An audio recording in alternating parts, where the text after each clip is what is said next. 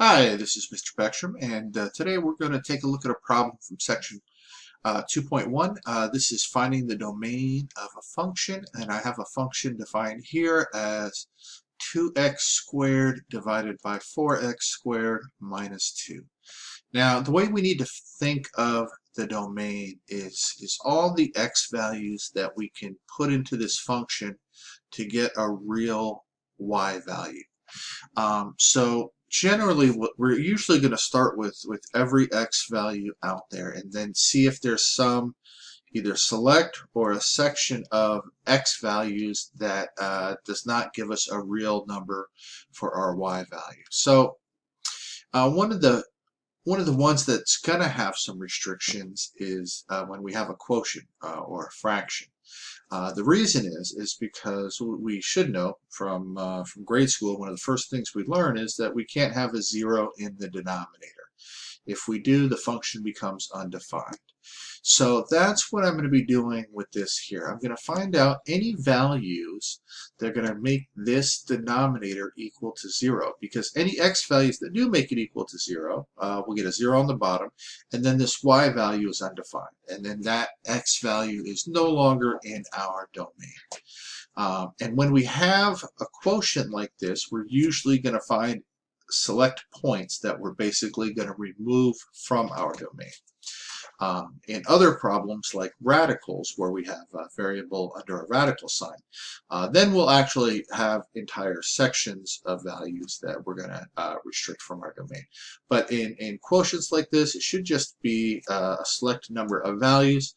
Since it's a second degree polynomial on the bottom, I'm expecting only up to 2 different values that's going to make this defined. So let's go ahead and work this problem. So like we said, anything that's going to make our y value undefined is not going to be in our domain. So let's set this denominator equal to 0, because that'll tell us all the x values that are going to make the denominator equal to 0. So 4x minus 2, and we're just going to set that equal to 0. And we're going to solve that. So let's add 2. Add 2. This is going to give us 4x squared is equal to 2. Next thing I want to do is I want to divide both sides by 4 in order to get that x squared term by itself. So x squared now is equal to 1/2. And finally, I want to take the square root of both sides. So let's go kind of back up here. So the square root of x squared is equal to the square root of 1/2. And this is going to give us x is equal to plus or minus. Remember, we have to have either both a plus or a minus square root of 1/2. All right, and that's pretty much how we can leave it here. We can also, if we don't want a radical in the denominator, we can take that out. What we can do is x is equal to plus or minus square root of 1 over the square root of 2. Remember, we can separate them like this, which is equal to plus or minus 1 over the square root of 2, because the square root of 1 is just 1. And then we can multiply the top and the bottom by the square root of 2. This is rationalizing the denominator. And that's going to give us plus or minus the square root of 2 over 2.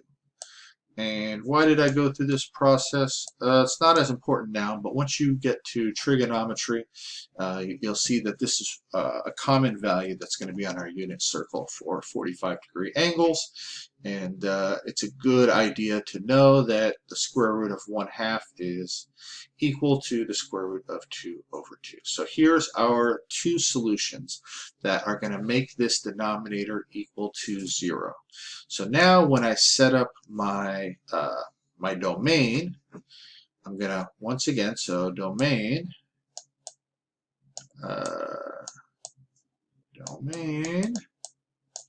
I'm going to start, this is interval notation. I'm going to start at negative infinity. I always start at negative infinity unless it's not in my domain. And that's going to go all the way up to negative root 2 over 2. And it's not going to include that point. Now, we're going to go from negative root 2. Oops, let me, probably didn't leave myself enough room there. This joins it together, so this is then going to come from negative root 2 over 2 to positive root 2 over 2, and we'll explain this afterwards here. And then we're going to join that with positive root 2 over 2 all the way to positive infinity. And what this says is, and it's a whole lot of writing, but it basically says that we're including every point except for negative root 2 over 2, because we're using the parentheses for that, and positive root 2 over 2. And that's in interval notation. Now, if we want to do it in set notation, it's actually going to be a little bit easier.